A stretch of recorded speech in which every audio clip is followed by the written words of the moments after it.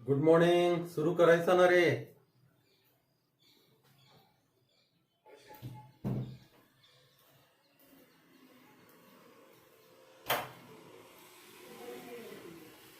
Okay, तर काल कुठपर्यंत आलेलोच बोला. ओके, तर काल आपण काही ट्रिक्स जनरेट केल्या. Okay, balance charge, two charge systems मध्ये सेकंड चार्ज, थर्ड चार्ज कुठं लोकेट करायचा. ओके, म्हणजे ओके, थर्ड चार्ज कुठं लोकेट केला म्हणजे बॅलन्स होतो, हे बघितलं आपण काल. ओके, अरे लक्षात येतं. तर बॅलन्स ऑफ चार्ज एखादा क्वेश्चन आपण सॉल्व्ह करूयात आणखी बॅलन्स ऑफ चार्ज वर. ओके, तर दोन चार्जेस दिली आहेत. ओके, तर चार्जेस काय आहेत ते एक आहे तर 25 मायक्रोकुलोम. one charge is given as 25 microcoulomb and second charge is given as second charge is given as 144 microcoulomb. 25 microcoulomb and 124 microcoulomb are two real charges. The distance between them is 25 centimeters. The distance between them, distance of separation between them is 25 centimeters. तर काय करायचंय तुम्हाला. Okay, तर इथं एक third charge, काहीतरी Q नावाचा third charge आणताय. तर where, okay, at what distance, at what distance from 25 microcoulomb charge, the third charge,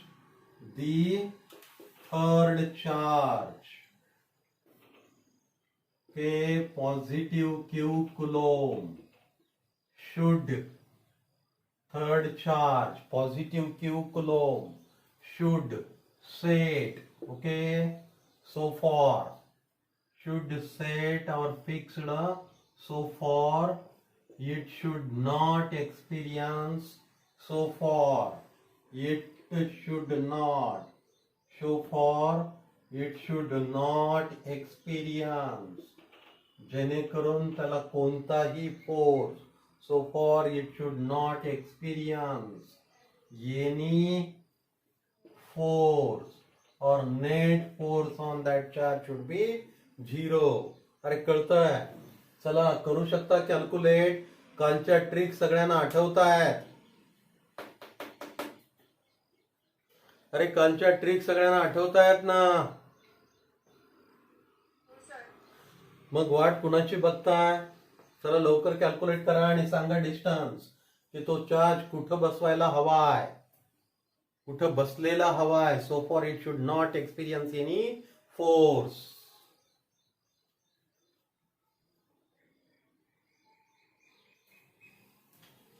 so for it should not experience any force. तर तो चार्ज कुठं बसलेला हवाय. शॉर्ट ट्रिकनी 10 सेकंदात 20 सेकंदात क्वेश्चन सुटली पाहिजे.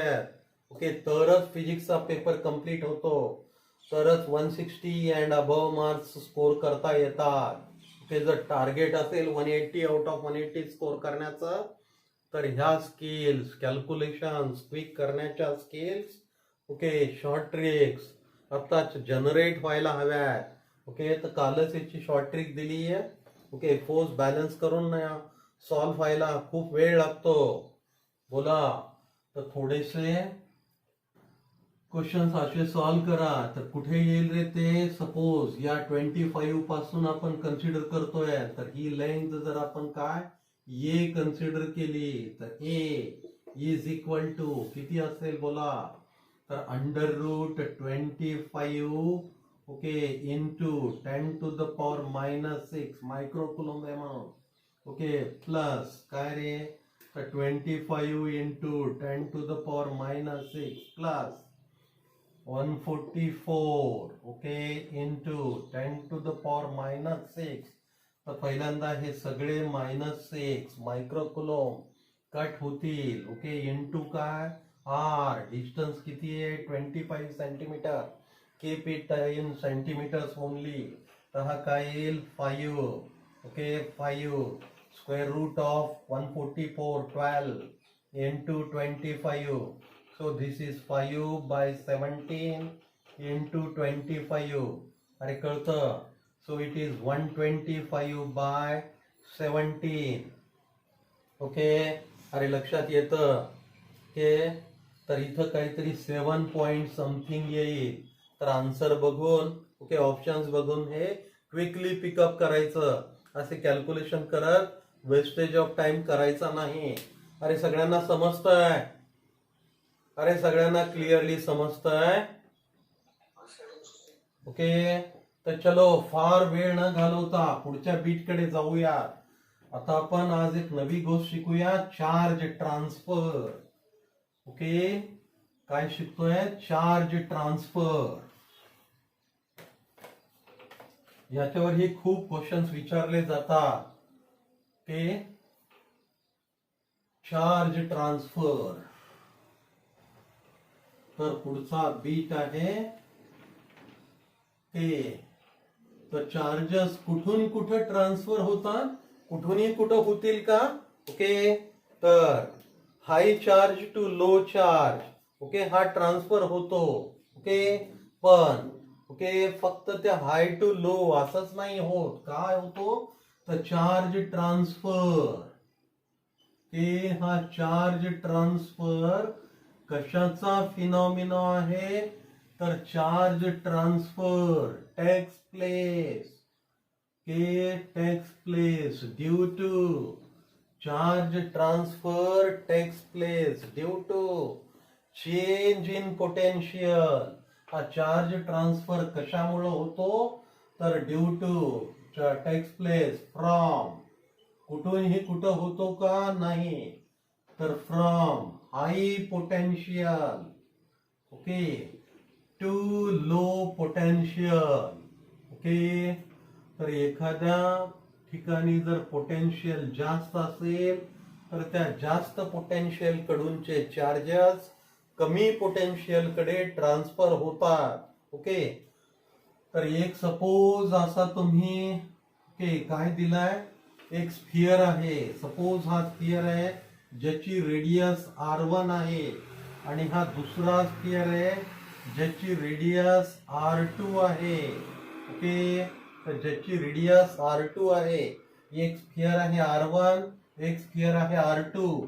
समजा ह्या r1 वर q1 एवढा चार्ज आहे ओके q एवढा चार्ज आहे. तर ह्या r2 कडे q एवढा चार्ज आहे स्मॉल q एवढा चार्ज आहे ओके. तर या दोन पैकी कोणता मोठा सपोज q जर मोठा असेल तर q पासून q कडे ट्रान्सफर होईल का तर बिलकुल नाहीये ओके. किंवा हे प्रेडिक्ट करता येत नाहीये ओके. चार्जेस जास्त किंवा कमी नाही तर ही साईज मोठी आहे ओके. म्हणून इथं पोटेन्शियल कदाचित कमी असू शकतो. जर पोटेन्शियल कमी असेल याचा आणि ह्याचा पोटेन्शियल जास्त असेल तर ऑब्विसली इकडून इकडे चार्जेस ट्रान्सफर होतील. Charges flows from high potential to low potential आणि फक्त चार्जेस जास्त आहेत ओके. म्हणून आपण असं म्हणू शकत नाही की ज्या चार्ज कडून कमी चार्ज कडे चार्ज ट्रान्सफर होईल ओके. तर charge transfer from high potential to low potential. आणि पोटेन्शियलची डेफिनेशन आपण कालच बघितली आहे. तर potential V is equal to 1 by 4 pi epsilon naught okay Q by R okay. तर ह्याच्यावरनं काय कळतं रे तर V is inversely proportional to R okay. म्हणजेच काय okay more the R less would be the V and less the R more would be the V.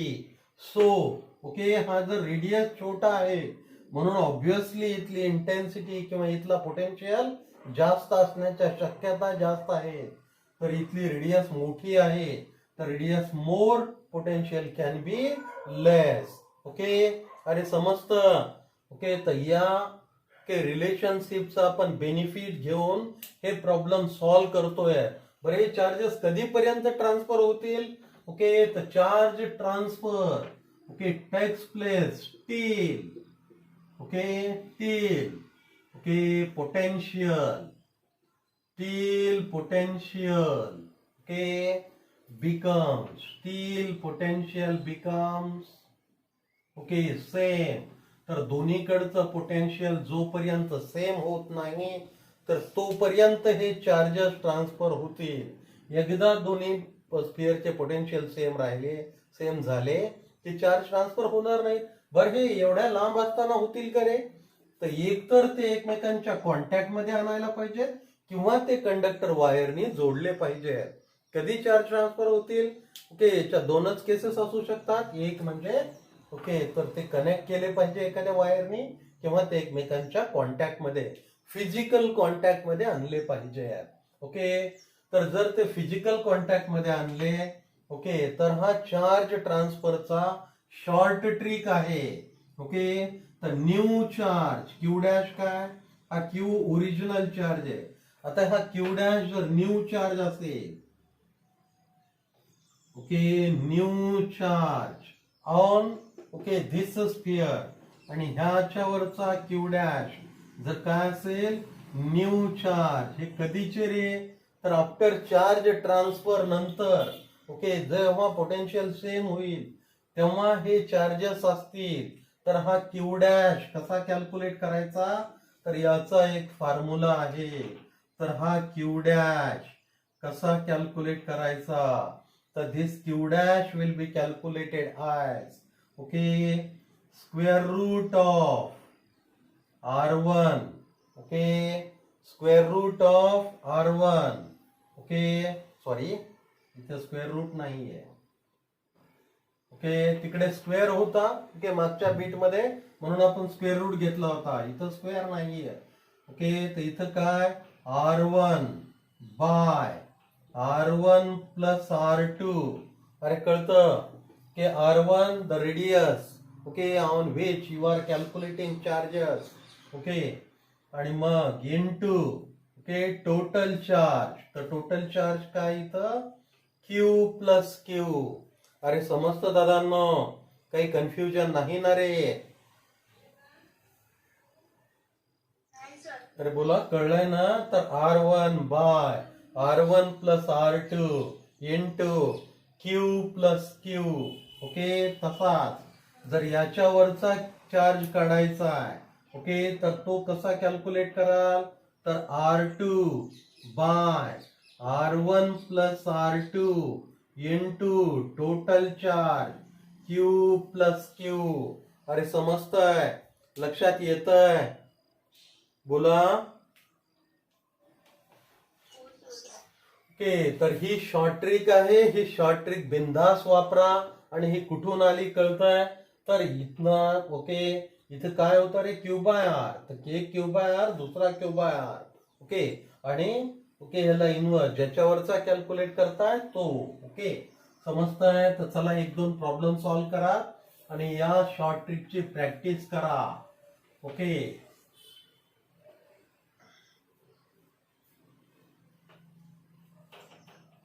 तर अ sphere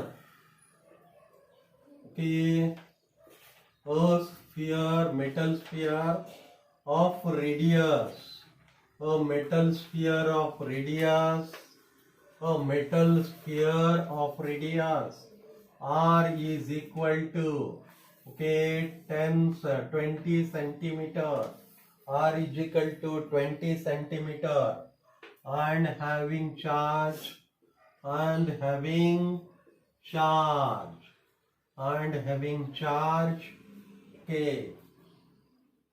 charge 16 microcoulomb is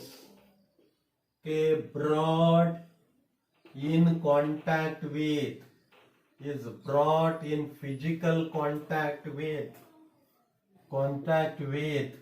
another another sphere, another metal sphere, another metal sphere. तर दुसरा metal स्फिअरच्या contact मध्ये आणला. Okay, whose radius. Okay, तर another metal sphere of radius, metal sphere of radius 10 centimeter. Okay, 10 centimeter. Calculate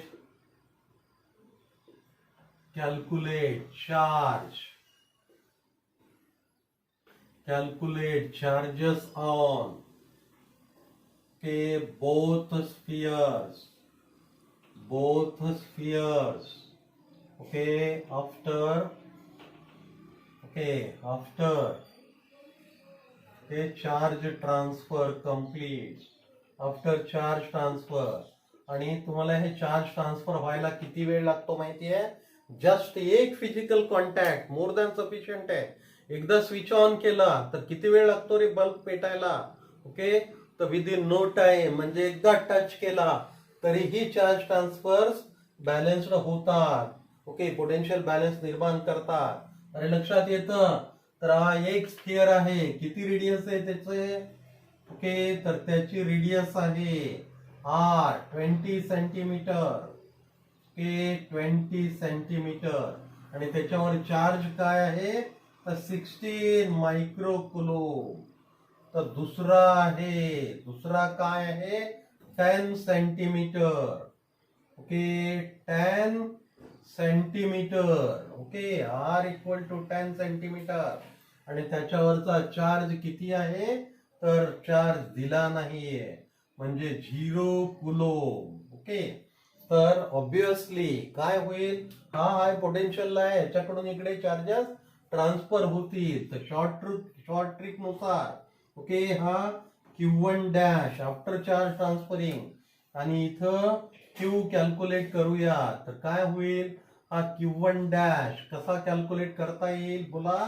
तर हा असेल R, okay, 1 by R1 plus R2 into, okay, total charge Q. R1 काय? तर 20 centimetre by R1 10 plus 20 into Q किती आहे? तर 16 into 10 to the power -6. हा किती होईल? 20 by 30 into 16 into 10 to the power -6. अरे कळतं? ओके, तर 2 by 3 32 by 3 into 10 to the power -6. आणि हे काय होईल? 1 0. Okay, 10.6 micro coulomb would be the charge after, okay, discharging. Okay, अरे कळतंय?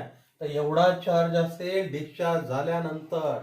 तर आता फर्स्ट सेकंडने किती चार्ज अक्वायर केला असेल? तर त्याला जर आपण Q म्हटला, Q is the charge on second sphere after charging. तर तो किती येईल? तर तो येईल R2 by R1 plus R2 into Q. R2 काय आहे रे? तर R2 इज 10. R1 काय? 10 plus 20. Okay, into Q. Okay, हा Q किती आहे? तर 16 मायक्रो कुलोम. ओके, आणि मग हा काय होईल? 10 by 30 into 16. Okay, so it is 16 by 3 which is equal to, okay, 5.33 micro coulomb. Okay, हा सगळा micro coulomb as it is ठेवलाय. ओके, तर मायक्रो कुलोम. अरे कळतंय? आणि ह्या दोघांचा एडिशन, ओके, कशा एवढा यायला हवाय? ओके, तो ओरिजिनल चार्ज एवढा यायला हवाय. ओके, अरे लक्षात येतं? समजतंय? Okay, charges are conserved. Charges गायब होत नाहीत, कुठेही निघून जात नाहीत. ओके, तर या गोष्टींचा अंदाज येतोय. समजतं?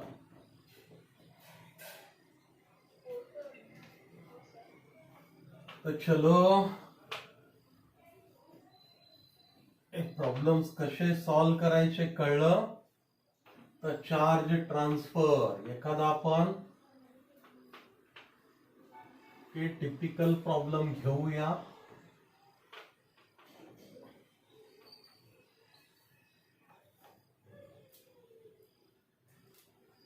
ओके, तर पहिल्यांदा काय रे हा, तर there are 3 spheres. Okay, 3 metal spheres. 3 metal spheres of sizes. 3 metal spheres of sizes 3 centimeter sizes म्हणजे radius of radii. Okay, of radii. 3 metal spheres of radii 3 centimeter, 2 centimeter and 1 centimeter. Okay, are available. तर एवढे 3 available आहे. Okay, if 3 centimeter, okay, sphere, 3 centimeter sphere has, okay, 3 centimeter sphere has 10 microcoulomb charge. 10 microcoulomb charge and, okay, 2 centimeter and 2 centimeter, okay, sphere. 2 centimeter sphere has, okay, 2 centimeter sphere has 20 microcoulomb charge. Okay, whereas 1 centimeter sphere is chargeless. 1 centimeter sphere is chargeless. Okay, तर chargeless sphere first brought in contact with first brought in contact with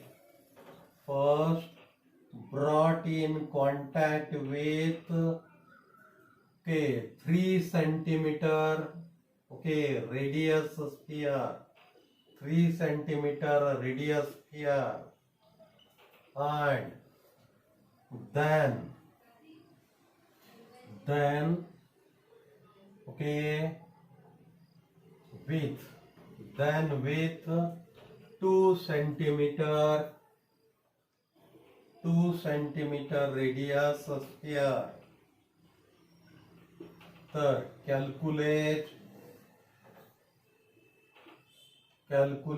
charge on 1 centimeter radius sphere. Okay, तर पहिल्यांदा काय केलंय, 2 सेंटीमीटरच्या contact मध्ये आणलाय. नंतर okay, पहिल्यांदा 3 centimetre स्फिअरच्या contact मध्ये, नंतर 2 सेंटीमीटरच्या. ओके, तर दोन्हीकडून ही चार्जेस ट्रान्सफर होतील आणि हे चार्जेस ट्रान्सफर झाल्यानंतर ओके, काय चार्ज येतो त्याच्यावरचा, ओके, तर तो कॅल्क्युलेट करायचा आहे. प्रॉब्लेम समजून घ्या आणि सॉल्व्ह करण्याचा प्रयत्न करा. मी 2 मिनिटे देतोय.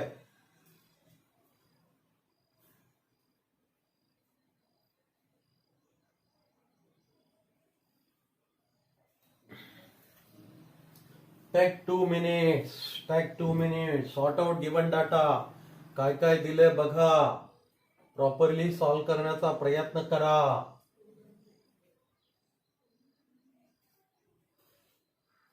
प्रॉब्लेम समजलाय ना रे सगळ्यांना?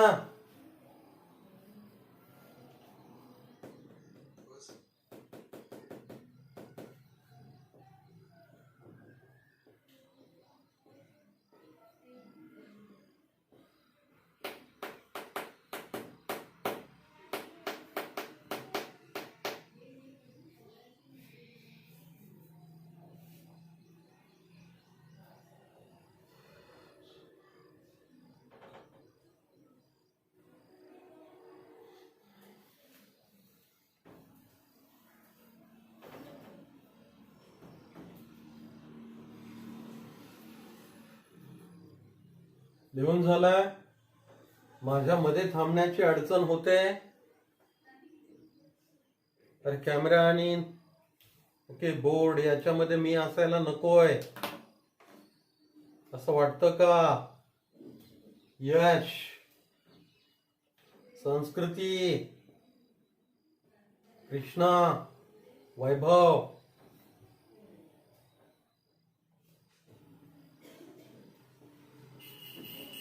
आविष्कार,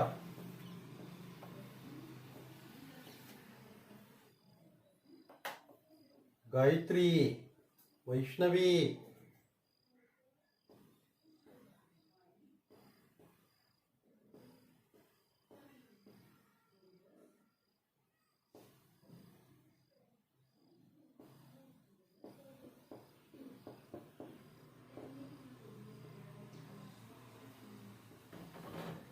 ते बोला. तर काय होईल की पहिल्यांदा काय विचार करा, तर 3 सेंटीमीटरचा एक आहे की हा 3 सेंटीमीटर रेडियसचा याच्या कॉन्टॅक्ट मध्ये कोण आणलाय? ओके, तर चार्जलेस 1 सेंटीमीटर. याच्यावर चार्ज किती आहे? 10 मायक्रोकुलोम. तर हा दुसरा काय आहे?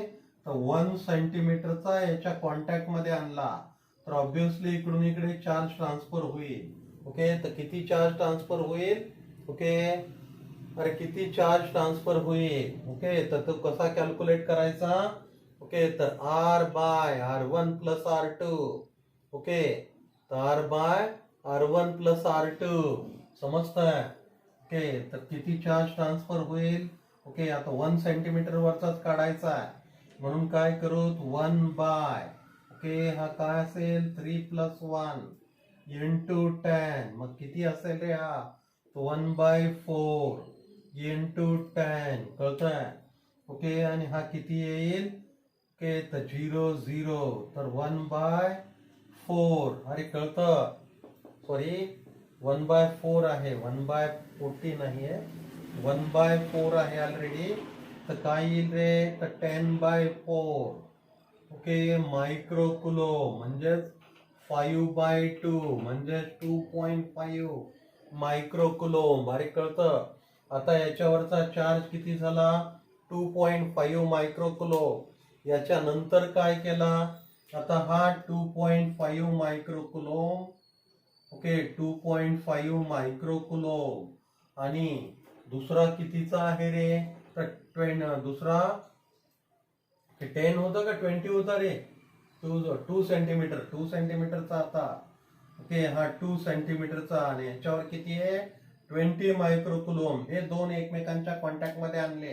परत ह्याच्यावरच कॅल्क्युलेट करायचं आहे. तर काय कराल रे? तर 1 सेंटीमीटर बाय ओके, इथं 2 प्लस 1 इंटू काय रे? तर ह्या चार्जेसचं टोटल 20 इंटू 2.5. तर दिस becomes 25.5 into 10 to the power minus 6. So this would be 25.5 by 3. Okay, so this should be 8 point. Okay, this should be 8.5. Okay, microcoulomb. अरे कळतंय? लक्षात येतं? तर what should be the charge on okay 1 okay micro 1 centimetre radius having sphere. अरे कळतंय ना? लक्षात येतं का? सगळ्यांना कळलंय? अरे पण वेळेत होत नाहीयेत. मग शॉर्ट ट्रिक का जनरेट करायच्या? तर शॉर्ट ट्रिक जनरेट केल्याचे फायदे व्हायला हवे की लक्षात येतंय?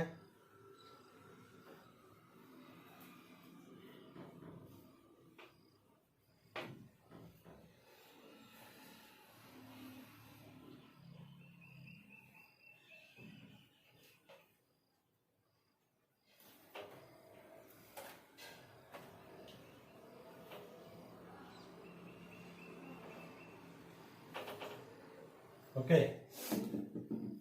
तर कळला हा चार्ज ट्रान्सफर. ओके, स्फिअर्स मधनं कसे चार्ज ट्रान्सफर होतात हे कॅल्क्युलेट करण्याच्या शॉर्ट ट्रिक्स जनरेट झाल्यात. ओके, डोक्यात बसल्यात प्रॉपरली. ओके, तर काय करूया? आपण एक सिस्टीम कन्सिडर करूया. कसली सिस्टीम आहे तर इथं ओके दोन तीन चार्जेस आहेत. कसले चार्जेस आहेत तर हा एक रेक्टँगल आहे. रेक्टँगल ओके तर ह्या रेक्टँगल मध्ये ते इथं आहे चार्ज 1 मायक्रोकुलोम. हे डिस्टन्स आहे 2 सेंटीमीटर. हे डिस्टन्स आहे 1 सेंटीमीटर. इथं आहे चार्ज 2 मायक्रोकुलोम. ते इथं आहे चार्ज 1 मायक्रोकुलोम. तर इथं आहे चार्ज 2 मायक्रोकुलोम. ओके अरे लक्षात येतं. तर याचा हा सेंटर आहे. ओके तर calculate the potential.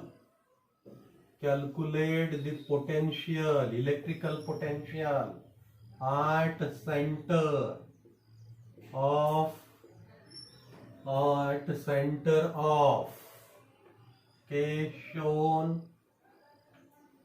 charge rectangle. Charges formed a rectangle. The charges are rectangle. चार्जेसनी फॉर्म केलेल्या रेक्टँगल मुळे तर या सेंटरवर पोटेन्शियल कॅल्क्युलेट करायचा आहे. अरे जमेल दादांनो, कळतं ना? बोला.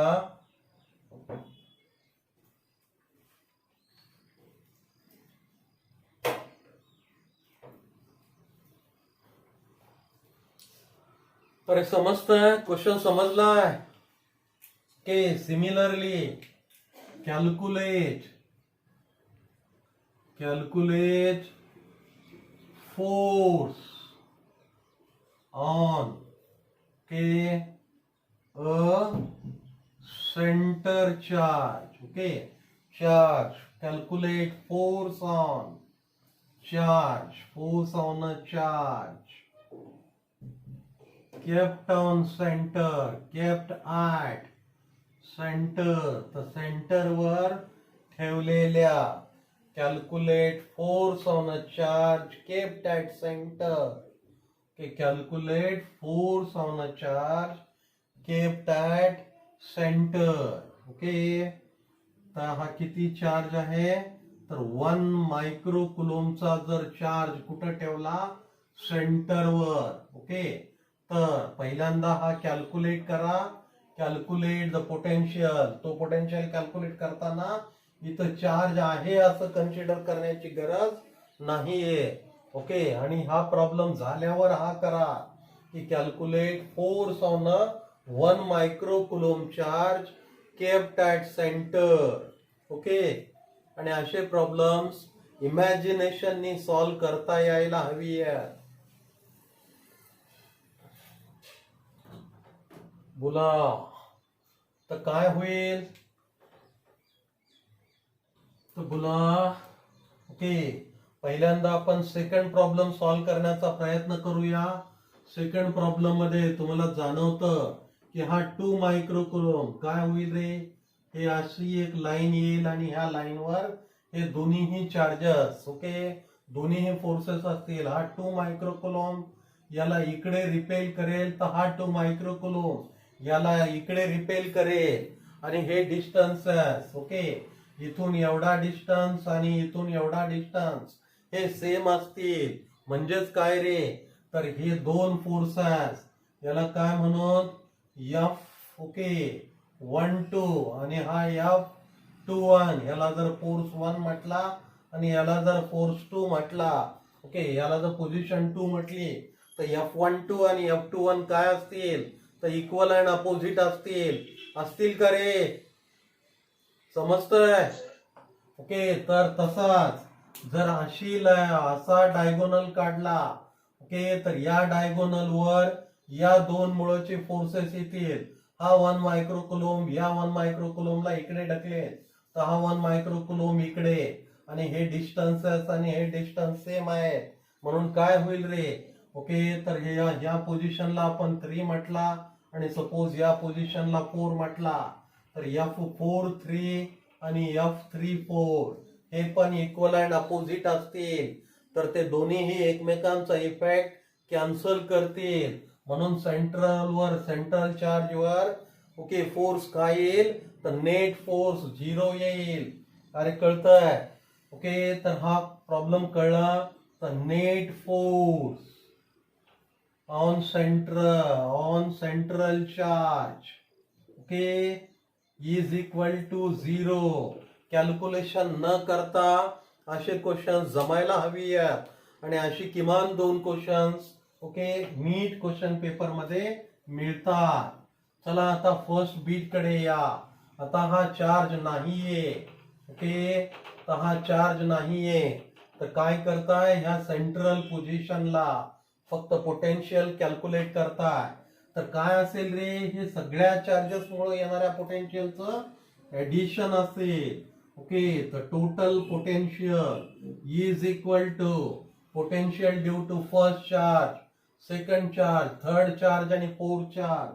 फर्स्ट चार्जचं पोटेन्शियल V1, सेकंड चार्जचं पोटेन्शियल V2, थर्ड चार्जचं पोटेन्शियल V3 तर फोर्थ चार्जचं पोटेन्शियल V4. मग हा V1 काय असेल तर सगळ्याच पोटेन्शियल मध्ये कॉमनली 1/4πε0 असेल.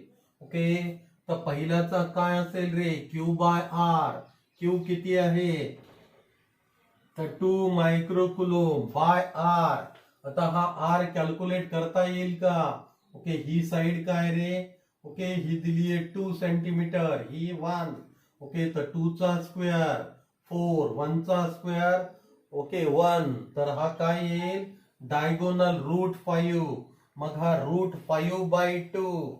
अरे कळतं तर √5/2 चा स्क्वेअर. अरे कळतं इथं मोठा ब्रॅकेट घ्या ओके √5/2 चा स्क्वेअर प्लस ओके इथं काय रे हा परत याच्यामुळं 2 मुळे पण तेवढाच येईल 2 मायक्रोकुलोम तर √5/2 चा स्क्वेअर. अरे कळतंय तर पुढे या 1 मायक्रोकुलोम मुळे तर 1 मायक्रोकुलोम बाय ओके परत ते पण डिस्टन्स √5/2 चा स्क्वेअर. ओके आता अर्थात हे सेंटीमीटर मधले डिस्टन्सेस मीटर मध्ये कन्वर्ट करणं गरजेचं आहे. ओके तर इथं काय होईल ओके सेंटीमीटर मधलं मीटर मध्ये कन्वर्ट करताना 10 to the power -2 10 to the power -2 10 to the power -2. अरे समजतं काही कन्फ्युजन नाहीये. ओके तर 10 to the power -2 सगळे हे मायक्रोकुलोम आहे. परत एक राहिला आणखी V4 तर तो पण एवढाच येईल. अरे कळतंय लक्षात येतं एवढाच येईल म्हणजेच काय रे तर हा आहे 9 into 10 to the power 9 आणि किती आले रे 2. हे 2 आहेत हे 2 सेम आहेत. ओके तर चला तर याच्यातून कॉमन काय काढू शकता बोला. तर ह्या सगळीकडे कॉमन आहे काय रे तर √5 चा स्क्वेअर 5 2 चा square 4 into 10 to the power -2 चा स्क्वेअर -4 हे सगळीकडे कॉमन आहे. तर इकडे काय असेल addition of the charges. Okay इथं काय असेल तर addition of the charges.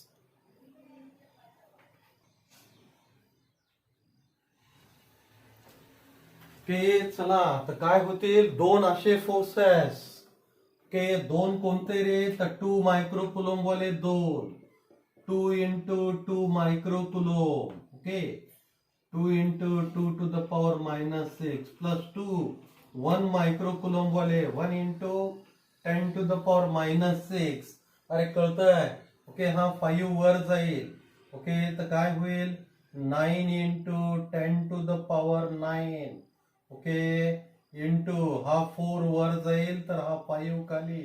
Okay हा 4 वर गेला तर हा पण प्लस होईल. ओके आणि इकडे काय रे 4 आणि हा ओके 2 into 2 4 आणि 2 into 2 1. ओके तर 4 आणि 2 ओके तर हा 6 into 10 to the power -6. Okay तर तर हा फोर्स किती असेल बोला. ओके तर 5 नी ओके कशाला रे 8 ला तर काय येईल 0.8. ओके तर 0.8 इंटू 9.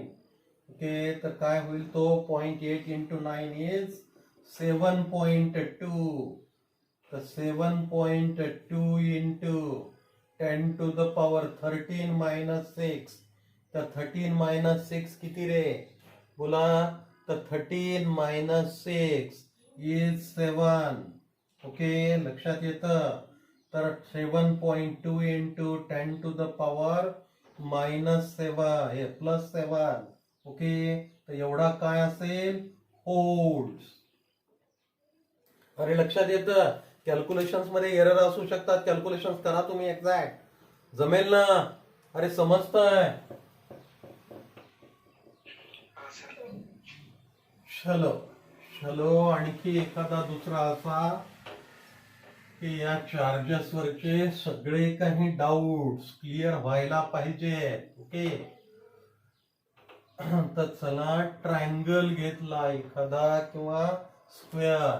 ओके तर a charge square is given. काय दिलाय charge square. Okay of okay सगळीकडे 5 मायक्रोकुलॉम फोर्सेस आहेत. Okay of 5 microcoulomb charges. 5 microcoulomb charges on each corner किंवा at each corner. ओके तर काय करा रे कॅल्क्युलेट ओके तर force. Okay calculate force at any one corner. एका कॉर्नर वर फोर्स काढायचा. आता second okay second bit if a charge 1 microcoulomb is kept at center. Okay, calculate force. Okay, and potential. Calculate force and potential energy. Okay, calculate force नको potential energy नको आताच. Okay, calculate force. Okay, net force on central charge. Net force on central charge calculate करा. अरे जमेल का. चला okay आणि हा कसा क्वेश्चन सॉल्व करायचा आहे तर रॅन्डम क्वेश्चन सॉल्व करा. सेकंड बीट ओके तर फक्त न कॅल्क्युलेट करता जमला पाहिजे. हा किती आहे 5 मायक्रोकुलॉम. हा पण साईज दिली आहे साईज नाही दिली. ओके तर चार्ज स्क्वेअर. ओके तर काय म्हणून side. Okay charge square of side equal to K 10 centimetres. Okay तर ही साइड आहे ही साइड 10 सेंटीमीटर. ओके तर हा 5 मायक्रोकुलॉम. हा पण 5 मायक्रोकुलॉम. अरे कळतं ते लक्षात येतंय. चलो ओके तर पहिल्यांदा एखाद्या कॉर्नर वरचा फोर्स काय येतो रे. हे दोन फोर्स आहेत. ओके तर हा येतो F इजिकल टू बोला हा येतो F इजिकल टू. ओके आणि इकडे काय होतो रे हा समजतंय. तर हा रिपेल करतो. ओके आणि याचा फोर्स पण इथंच येतो आणि ह्या दोघांचा रिझल्टंट पण इथंच येतो.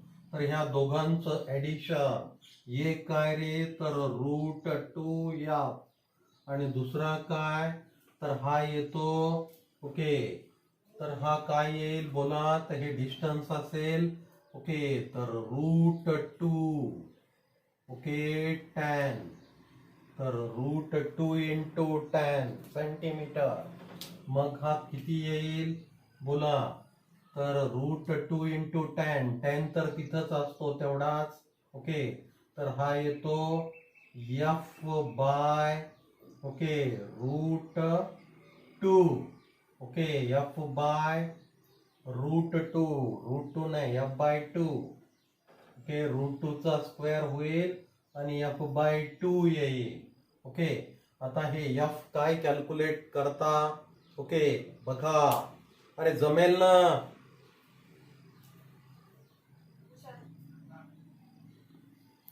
ओके, हे क्लिअर आहे, जमेल, समजतंय सगळ्यांना, करू शकताय. ओके, आता F काय आहे रे. तर F आहे के, तर 1/4πε0 के इंटू काय रे 5 मायक्रोकुलोमचा स्क्वेअर.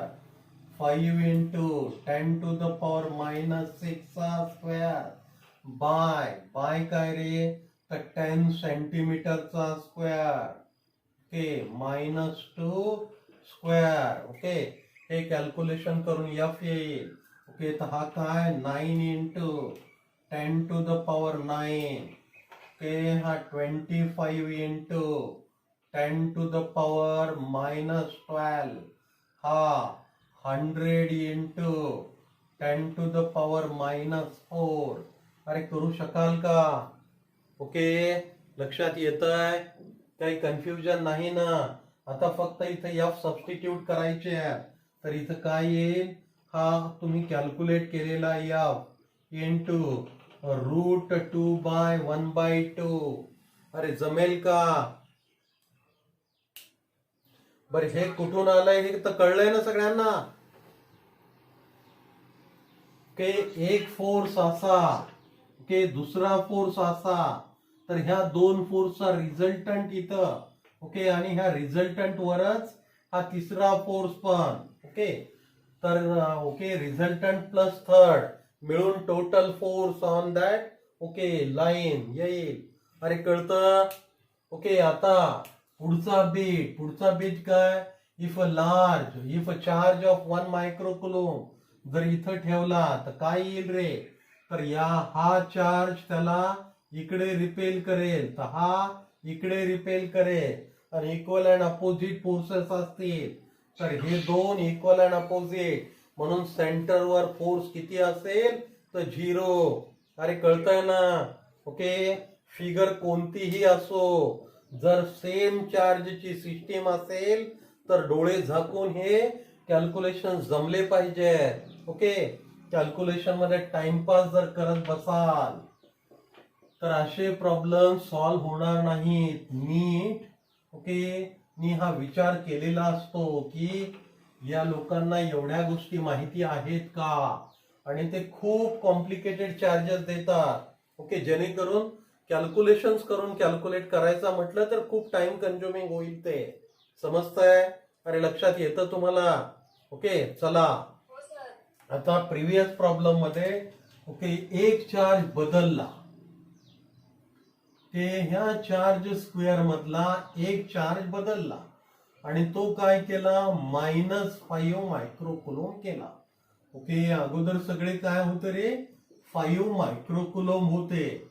आता एक ओके तर -5 केला. तर बोला आता काय होईल.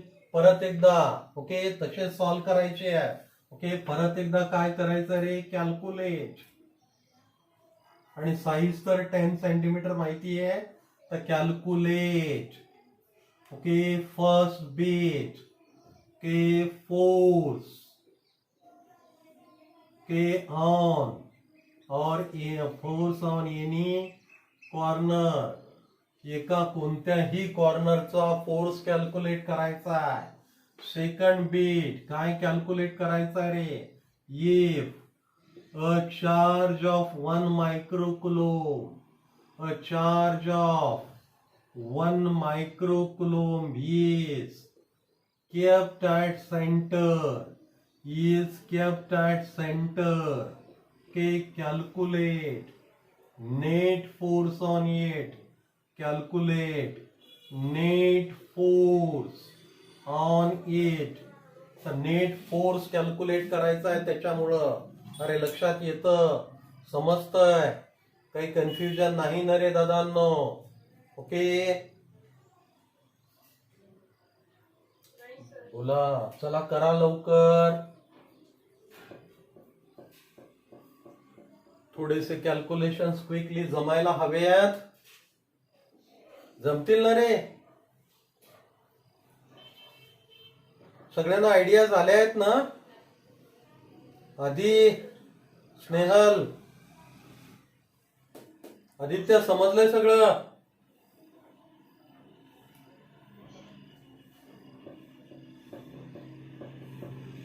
आता ज्या टेस्ट होतील त्या टेस्ट मध्ये ॲबनॉर्मली चांगले मार्क्स पडले पाहिजेत.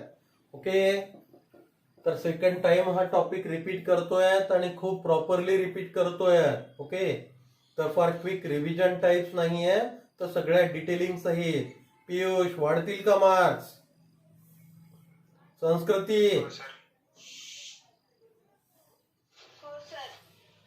तर आता ओके, जर मार्क्स कमी येत असतील तर मला क्रिमिनल अप्रोचेस अडॉप्ट करावे लागतील. ओके, तर काहीतरी क्राईम करावं लागेल, कोणाचे तरी डोके फोडावे लागतील. ओके, तर डोके फोडून घ्यायचे नाहीयेत, तर काय कराल? अभ्यास कराल. अरे समजतंय? ओके, डॉक्टर्सना डिसिजन्स क्विक करता यायला हवी आहेत. ओके, पेशंटची डेथ झाल्यानंतर डिसिजन घेऊन काही फायदा होईल का? तर तसे क्विक डिसिजन घेणाऱ्या माइंडसेटचा ओके डॉक्टरांचा समूह तयार करणारी ही एक्झामिनेशन आहे नीट. ओके, तर नीट साठीची ओके माइंडसेट, नीट साठीचा माइंडसेट अवेलेबल असणारे लोक, चला बोला. Force on any one corner काय येईल रे? ओके, तर इथं फोर्स येईल असा. ओके, नाही का असा, तर तो वर अडॉप्ट वर ओके या चार्जला तो वर ओके अट्रॅक्ट करण्याचा प्रयत्न करेल. तर हा याला इकडे अट्रॅक्ट करण्याचा प्रयत्न करेल. अरे समजतं दादांनो? कळतंय? बरं, हा फोर्स एफ, हा फोर्स एफ ओके, हे किती येतील रे? K 5 square 25 into okay 10 to the power minus okay 6 चा स्क्वेअर मायनस 12. अरे कळतं, लक्षात येतं. तर इथं काय डिस्टन्स 0.1 चा स्क्वेअर 0.01 ओके, तर हा पण तेवढाच येईल. कळतंय? तर आता दुसरा फोर्स, हा तिसरा फोर्स कुठं येईल रे? तर तिसरा फोर्स इथं येईल. अरे कळतंय? आणि तो तिसरा फोर्स किती असेल? ओके, तर मागे बघितलं होतं आपण, तर तो काय असेल रे? तर के ओके क्यू परत 25 into 10 to the power minus 12. यात काही फरक नसेल. ओके, पण डिस्टन्स बदललेला असेल. डिस्टन्स किती असेल? तर डिस्टन्स असेल √2 इंटू 10 ओके, आणि त्याचा स्क्वेअर. मग काय येईल रे हा? तर के ओके, तर एवढा √2 वगळता बाकी सगळा एफच असेल. ओके, म्हणून आपण याला काय म्हणूया?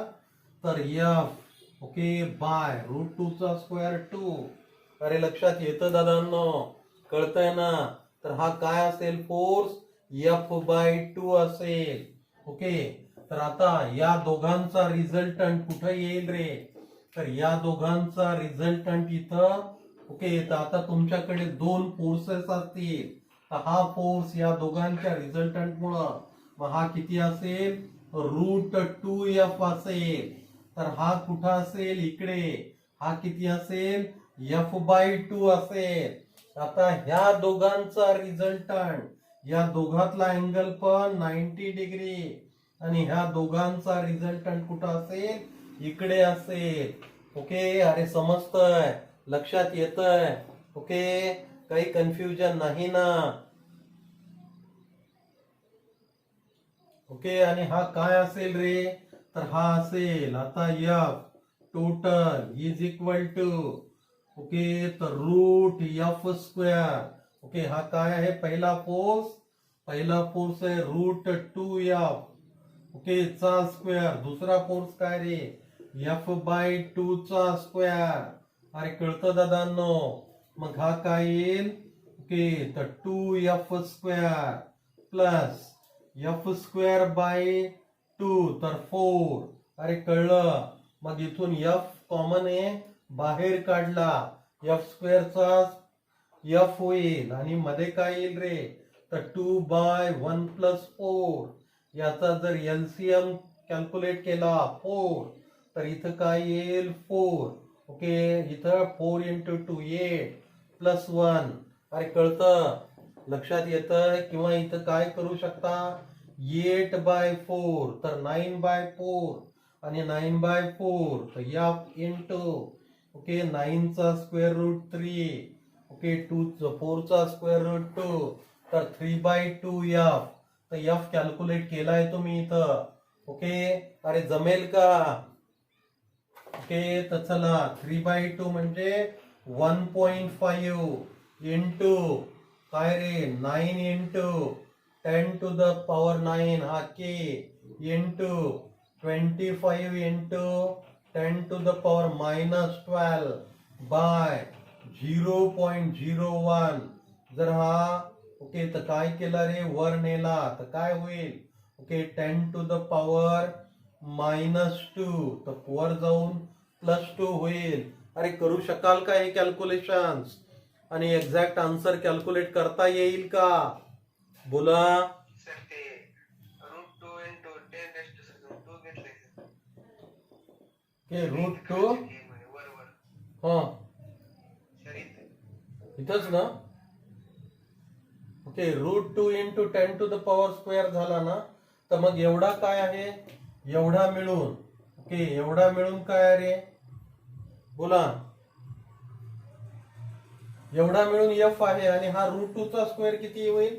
2 होईल. कळतंय का? मग काय कन्फ्युजन आहेत? तेच I am not getting. Okay चला, तर समजतंय हे. मग थांबायचं आज इथं. ओके, तर प्रॅक्टिस शक्य तेवढी करा. ओके, तर मी या टॉपिक वरची एक शीट ओके जी या एक्झामिनेशनला नीट 2021 ला समोर ठेवून डिझाईन केली आहे ती शेअर करतोय तुमच्याशी. ओके, तर त्या एक्झरसाइज हो. तर पॅटर्न दरवर्षी काहीतरी चेंजेस होत असतात. ओके, तर मी आज या 2021 ला ओके कन्सिडर करून नीट 2021 ला कन्सिडर करून ओके या आपल्या ओके आता अपियर होणाऱ्या मुलांसाठी जी क्वेश्चन बँक बनवली आहे 11th आवर स्टडीसाठी, तर ती क्वेश्चन बँक शेअर करतोय. त्याच्यामध्ये 33 इयर्सचे क्वेश्चन्स आणि आता येऊ घातलेले क्वेश्चन्स यांचा आपण एकत्रित विचार केलाय. तर त्या क्वेश्चन बँक्स नंतर आणि मी ओके परत एकदा सगळ्यांना सांगतोय की ज्यांना फिजिबल आहे पियुष संस्कृती त्यांनी यावर्षी एक्झाम अटेम्प्ट करण्याचा प्रयत्न करा. अरे कळतंय ना. तर आपण किती पाण्यात आहोत हे आपल्याला समजेल. ओके, तर यंदा ज्यांचे एज भरत नाहीत त्यांनी काहीतरी करा. ओके, जर शक्य झालं तर काही चेंजेस फेरफार करून एक्झाम देता आली तर बघा. ओके, एक्झाम हॉलचा फील मिळणं खूप गरजेचं आहे. ओके, नाहीतर लातूर संस्कृती म्हणजे रिपीट संस्कृती आहे. जीवनातलं एक वर्ष अननेसेसरीली वेस्ट करू नका. अरे समजतंय?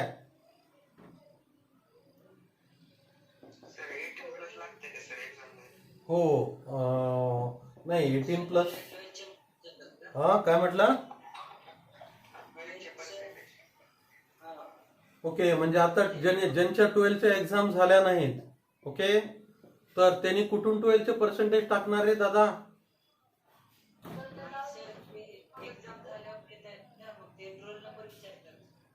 बर, असं कोण म्हटलं? ओके, आता रोल नंबरच आले नाहीत. ओके, तर आपल्याकडच्या बऱ्याच स्टुडंटनी दिली आहे. ओके, प्रेरणाने दिली होती 1 वर्ष अगोदर. ओके, पूर्वा लिंगायतने दिली होती. ओके, अर्थात त्यांनी फॉर्म कसे भरले, काय मॅनेज केलं या गोष्टी माहिती नाही. पण सर्रास आपल्याकडचे सगळीच टॉपर जे आहेत, ओके, जेईचा प्रत्येक टॉपरला आपण 11th ही एक्झामिनेशन देणं कंपल्सरी केलं होतं आणि त्या प्रत्येक टॉपरने एक्झामिनेशन आतापर्यंत दिली आहे. ओके, तर पूर्वा लिंगायतचं तर एज भरत नव्हतं. ओके, तरीही तिनं काही अटेम्प्ट काय केलं माहिती नाही.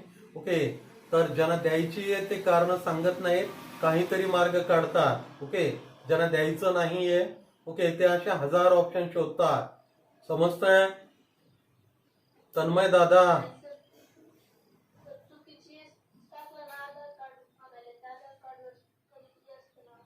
हो.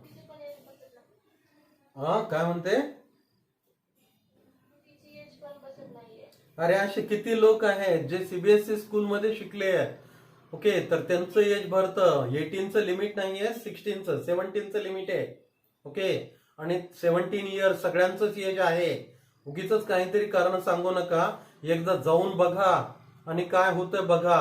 आणि बाकी गोष्टी हे सांगूच नका. काय सांगू नका की तुम्ही 11th आहात. ओके, तर हे डिक्लेअर करा की तुम्ही 12th आहात आणि फॉर्म भरा. समजतंय? तुम्ही अगोदरच सरेंडर व्हाल की मी क्राईम करणार आहे उद्या, तर तुम्हाला पोलीस सोडतील का रे?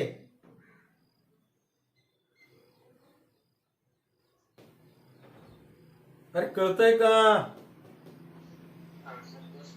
तर मग अगोदर सरेंडर करू नका. ओके, तर ज्या काही गोष्टी सांगायच्या त्याच सांगा. ओके, तर सगळं काही होईल. ओके, तुम्हाला काही ऍडमिशन हवंय का यंदा? अरे इंग्लंड अमेरिकेमध्ये एका वर्षाचा अभ्यासक्रम 6 महिन्यात कंप्लीट करता येतो सेमिस्टर सिस्टीम्स मध्ये. ओके, तर या गोष्टी आपल्याकडेही घडवून आणायला हव्यात. ओके,